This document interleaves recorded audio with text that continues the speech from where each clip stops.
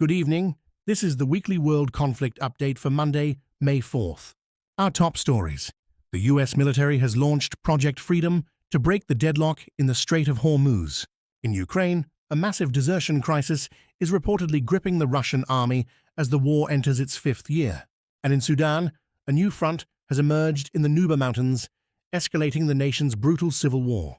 We begin tonight in the Persian Gulf, where President Trump has authorized U.S. forces to escort commercial ships. The initiative, known as Project Freedom, saw its first success today as 2 American merchant ships transited the waterway. Over 15,000 service members and 100 aircraft are now mobilized to secure freedom of navigation. However, Tehran has issued a stern warning, labeling any U.S. interference a direct violation of the fragile ceasefire.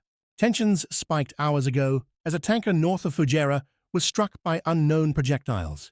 The UAE's air defenses were also activated today to intercept what authorities described as a missile threat. While U.S. Treasury Secretary Scott Bessent has called on China to pressure Iran, the situation remains a powder keg.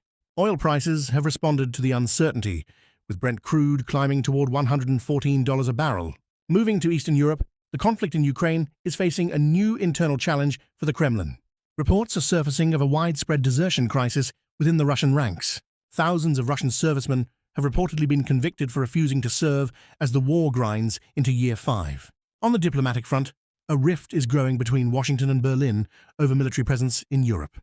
Germany denied a definitive cancellation of U.S. Tomahawk missile plans despite a recent reduction in troop numbers. Meanwhile, Poland has announced a new residency plan for displaced Ukrainians, signaling a long-term shift in policy. Turning to Gaza, the UN reports that the October ceasefire remains dangerously fragile. Periodic violence continues to claim lives, with over 600 Palestinians killed since the truce began.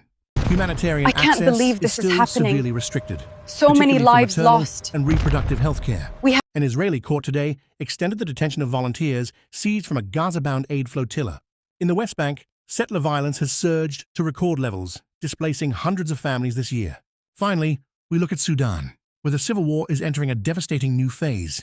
The Nuba Mountains have emerged as a strategic front, with the SPLM North joining forces with the RSF. Airstrikes by the Sudanese armed forces recently killed 10 civilians at a local market. Over 100,000 people have been displaced from the Kurmuk province alone. International aid agencies are calling for urgent intervention as humanitarian conditions collapse. Rival forces continue to battle for control of key staging grounds near the South Sudan border. The conflict has now uprooted over 15 million people across the nation. As we close, we return to the Persian Gulf, where the world watches the Project Freedom escorts. President Trump has indicated he may reject Iran's latest 14-point peace proposal, stating that Tehran has not yet paid a big enough price for the ongoing disruption. The global community remains on edge as these multi-theater conflicts continue to evolve. For these stories and more, subscribe for weekly updates.